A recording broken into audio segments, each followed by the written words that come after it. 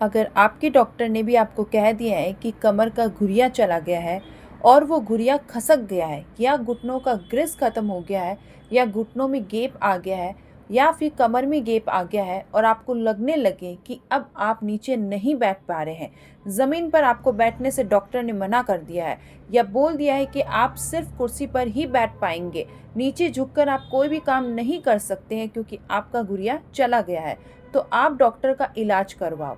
आप डॉक्टर की जांचें करवाओ, जो डॉक्टर आपसे बोले वो सब कार्य करो, लेकिन साथ में एक काम आप और करो। आप शिव मंदिर जाना शुरू कर दीजिए। शिव मंदिर में अपने साथ में एक रुद्राक्ष लेकर जाइए। अगर आपके पास में सीहोर से लाया हुआ 5 मुखी रुद्राक्ष है तो उसे अपने साथ लेकर के जाइए, और अगर नहीं है तो जो भी रुद्राक्ष आपके पास में है उसे अपने साथ लेकर जाओ और उसको रखना है आपको अशोक सुंदरी वाले जगह पर। अशोक सुंदरी माता का स्थान तो आपको पता ही होगा, यह है शिवलिंग और ये होती है जलाधारी, और इसके बीच में स्थान होता है अशोक सुंदरी माता जी का।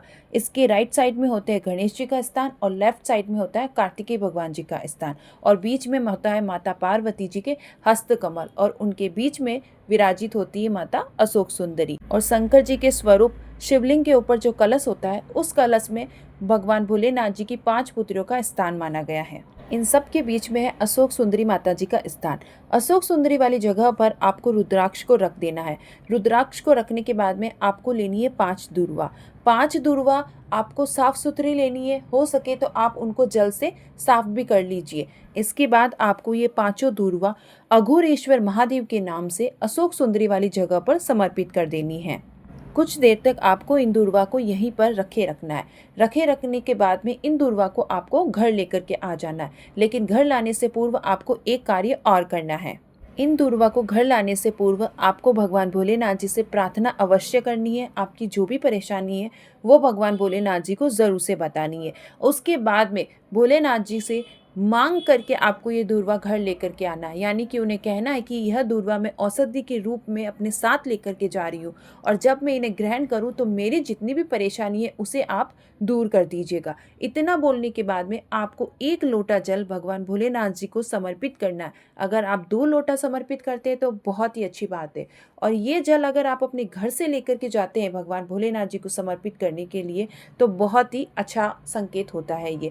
तो अगर हो सके तो आप अपने घर के परिंदे से ये जल लेकर के जाए, और इतना करने के बाद में इस जल को आपको उसी लोटे के अंदर जेल करके थोड़ा सा जल अपने साथ घर लेकर के आना है, क्योंकि इस जल को आपको आचमन के रूप में ग्रहण करना है। और जहाँ पर भी आपको तकलीफ है, जहाँ भी आपको दर्द है, इस जल को आपको ज़रूर से लगाना है, चाहे वो घुटनों पे हो, कमर पे हो, कंधों पे हो, जहाँ पर भी आपको तकलीफ है वहाँ पर इस जल को ज़रूर से लगाना है। इसके बाद दूर्वा रुद्राक्ष को आपको घर लेकर के आ जाना है। रुद्राक्ष को आपको जहाँ भी रखना है, जैसे आप गले में पहनते हैं तो गले में पहन लीजिए, या पूजा घर में रखते हैं तो आपको पूजा घर में रख देना है। उसके बाद में आपको प्रदोष ये उपाय आपको करना है, और प्रदोष के टाइम में आपको पूरे दिन भर में 5 टाइम ऐसा निकालना है सुबह से लेकर शाम तक में, जब आपको इन दूर्वा को चबा चबा कर आपको खा लेना है। इस बात का विशेष ख्याल रखें कि आपको ये दूर्वा 5 टाइम में, यानी एक एक करके आपको ये दूर्वा खानी है।